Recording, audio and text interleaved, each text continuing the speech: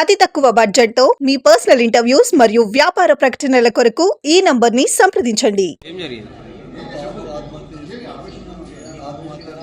తెలియదు.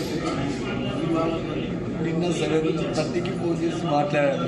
ఆ తర్వాత 11:30కి సిఐ గారు ఫోన్ చేసి బాబు చనిపోయాడు, డెత్ అని చెప్పాడు సార్. ఆ మధ్యలో ఏం చేశారు ఏంటో తెలియదు. స్కూల్ యాజమాన్యం మాకు సంబంధం లేనట్టుగా వ్యవహరించి అసలు ఇంటిమేషన్ కూడా లేకుండా ఉంది సార్. మాకు 11:30 సిఐ గారు చెప్తారు మాత్రం ఇంటిమేషన్ ఉంది సార్.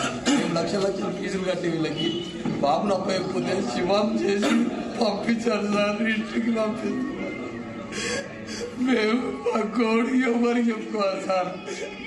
ఒక స్కూలు మంచి చదువుకోవాలని బాబును లక్షలు పెట్టి కాయ కష్టం చేసి పంపిస్తే వీళ్ళని అప్పగించింది చంపడానికా సార్? నారాయణ బ్రాంచ్ని ఎంతవరకు కరెక్ట్ సార్? ఇది అలాంటి మా పిల్లోడికి కొట్టిన గత ఇంకో పిల్లోని కూడా పట్టొద్దని సార్. దీని విషయంలో 100% చర్య తీసుకోవాలని ఒక తండ్రిగా నేను చెప్తున్నా సార్. అబ్బాయి స్కూల్ వాళ్ళ మీద ఏమైనా కంప్లైంట్ ఇచ్చి ఇంత ముందుకు ఏమన్నా సార్?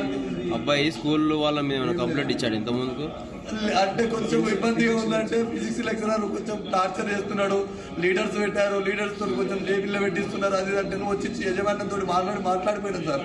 2 times వచ్చి మాట్లాడినాం సార్. ఇక్కడ నుంచి బ్రాంచ్ చేంజ్ చేసుకున్నాం. బ్రాంచ్ బాగలేదు, అసలు ఏం పట్టించుకోవట్లేదు అని చెప్పేసి పిటిపుల్లారెడ్డికి ఎల్బీ నగర్ చేంజ్ చేద్దాము డిస్కస్ అని చెప్పి కూడా అనుకున్నాం సార్.